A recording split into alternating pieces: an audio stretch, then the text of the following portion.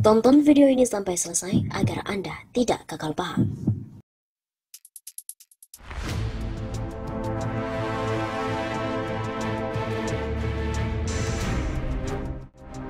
Cina tengah cemas menghadapi fenomena Anies Baswedan. Di awal musim dingin yang datang lebih cepat, para petinggi Cina berdiskusi di ruang luas berwarna merah yang didominasi potret raksasa Mao Zedong, pendiri rezim komunis Cina. Di sana ada pejabat intelijen, urusan luar negeri, ekonomi, media, pakar ASEAN dan juga pakar Indonesia. Tapi ruang terasa sepi seperti hutan belantara. Lalu presidensi Pu Peng pun memecahkan kesunyian. Apakah hasil Pilpres Indonesia akan melestarikan status quo? Satu persatu para pejabat itu mengemukakan pendapat dengan hati-hati. Intinya kepentingan Cina di Indonesia belum aman. Kalau Anies Baswedan memenangkan pertarungan, pendulum politik Indonesia akan berayun lebih ke tengah. Bahkan lanskap politik Indonesia Pasifik akan berubah. Mereka beranggapan Anies akan meninjau ulang deal-deal bisnis bidang infrastruktur dan pertambangan Indonesia-Cina yang oleh pakar Indonesia dianggap tidak fair, sebagaimana dulu dilakukan PM Malaysia Mahathir Mohamad. Dia itu nasionalis tulen, sekaligus cendekiawan ekonomi dan politik yang cerdik. Tidak mudah menghadapi dia, lagi pula popularitas Cina di sana pun merosot tajam belakangan. Hal ini akibat ketidakarifan kita memperlakukan bangsa yang sepanjang sejarahnya terdapat banyak simpul gerakan anti-Cina. Mereka yang juga membahas kemungkinan berubahnya lanskap politik Indo-Pasifik bila Anies memimpin Indonesia. Pembahasan dari perspektif Indonesia berjalan begini. Dari sisi geopolitik, mestinya Indonesia dengan perbedaan budaya, sejarah, dan besaran ekonomi dibandingkan dengan bangsa ASEAN lain berperan sebagai game changer di kawasan untuk sebesar-besarnya pun keuntungan. Faktanya, Jakarta tidak memainkan peran yang seharusnya di tengah persaingan bersama dengan Rusia versus Amerika Serikat, sekutu di kawasan. Penyebabnya Presiden Indonesia tidak punya visi tentang Indo-Pasifik.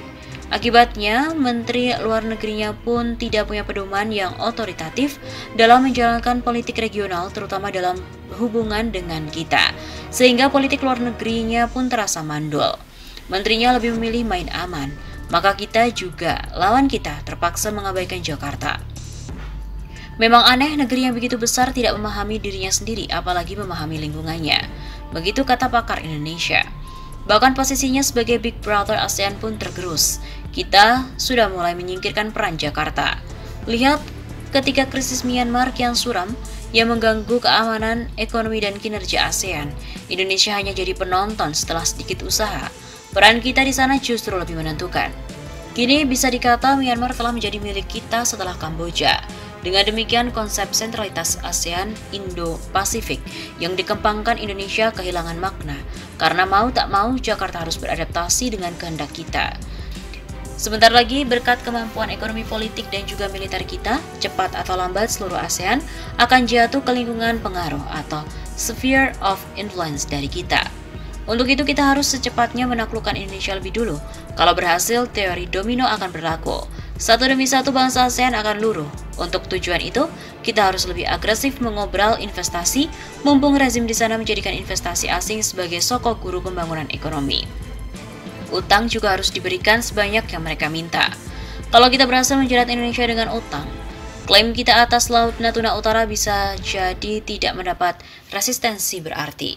Sekarang saja Jakarta segan bermasalah dengan kita, padahal bargaining position mereka face a face kita pun cukup besar.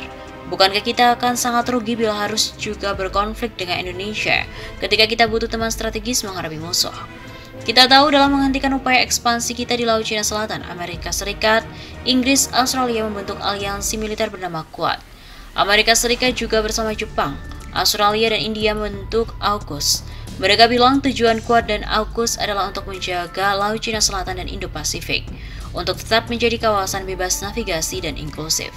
Namun sesungguhnya mereka hendak membatasi Lebensraum atau living space kita, yang sangat kita butuhkan dalam menjaga momentum perkembangan menjadi adidaya tunggal.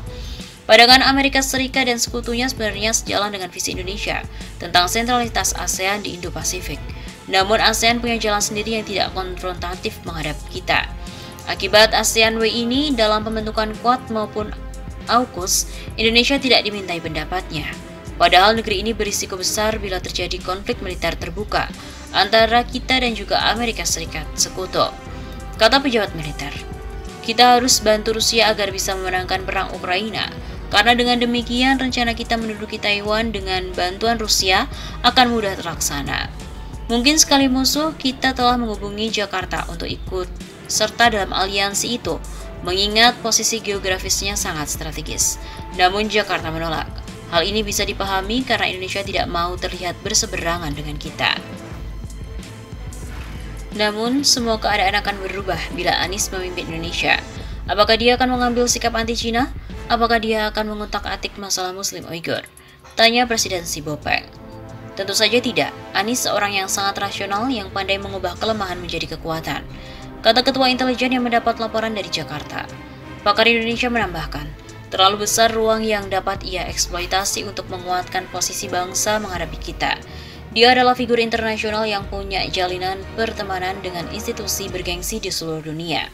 Ya, juga ini karena pemikiran dan komitmen demokrasi dan HAM yang mendapat simpati luas.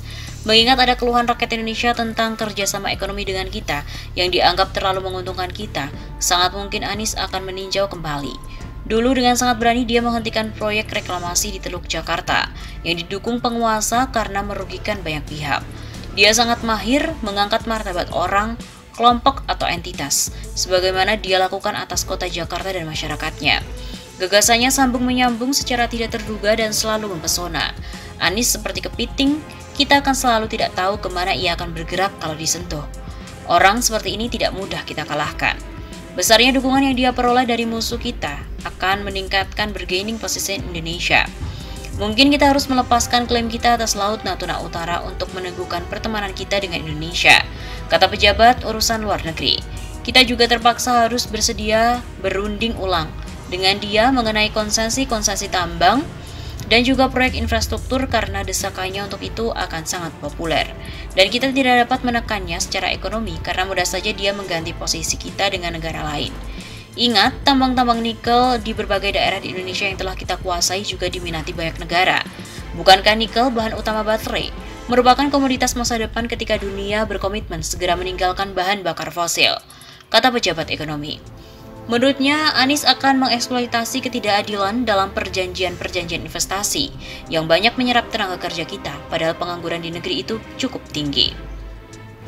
Lalu mengenai Uighur, kita memang punya teman ormas Islam terbesar di sana yang mungkin akan membantangi posisi kita di sana. Tahu juga dunia Islam mendiamkannya, jadi mestinya ruang Anies untuk bermanuver terkait itu terbatas. Namun pemimpin ormas besar itu telah berganti yang mungkin juga akan mengambil jarak dengan kita demi mengakomodasi aspirasi Amerika Serikat dan sekutu. Dan sekali lagi kita tidak dapat memperkirakan langkah apa yang akan diambil Anies. Yang jelas kalau dia terpilih, narasi Islamofobia yang dipakai pendahulunya untuk membungkam lawan akan dihentikan. Dan landscape Islam di Indonesia juga akan berubah. Tentu saja dia bukan seorang Islamis yang mempromosikan politik Islam. Andai saja dia melakukan itu, pemerintahannya pun langsung kolaps. Yang akan dilakukan Anies adalah mempersatukan bangsa yang terbelah. Untuk itu, kaum muslim konservatif yang selama ini ditindas akan dikembalikan hak-haknya yang sama dengan warga negara lain. Ini juga konsekuensi dari komitmennya yang kuat pada pluralisme, demokrasi, dan HAM, serta demi konsolidasi sumber daya bangsa yang sangat dibutuhkan untuk melangkah maju. Dengan demikian, mungkin saja Anies akan memadukan negeri Islam dan juga nasionalisme sekuler, yang sesungguhnya merupakan jati diri bangsa, yang dapat dikapitalisasi untuk menjadikan Indonesia sebagai game changer di kawasan. Jepang, Korea Selatan, Taiwan, Australia, India, dan Amerika Serikat beserta sekutu sudah lama menginginkan Indonesia menjadi salah satu pemain utama yang mengubah permainan, paling tidak mengubah perilaku kita. Posisi Indonesia memang unik yang selama ini tak dapat dikapitalisasi secara maksimal oleh pemimpin Indonesia. Dengan posisi ini, kita khawatir Anies akan mendesakkan kepentingan-kepentingan bangsanya pada kita, dengan konsensi terukur yang akan sulit ditolak. Kita tidak berharap Anies akan mengecam perlakuan kita terhadap Uighur, karena dia pun ingin Indonesia mendapatkan manfaat dari kemajuan kita. Tapi isu ini yang oleh Komisi Tinggi HAM PBB dianggap sebagai pelanggaran HAM, akan menjadi kerikil dalam penguatan hubungan kita dengan Indonesia. Alhasil secara keseluruhan hubungan kita dengan Indonesia tak akan sama lagi. Indonesia di bawah Anies akan tampil bertenaga sebagai bangsa pejuang yang bangga pada dirinya.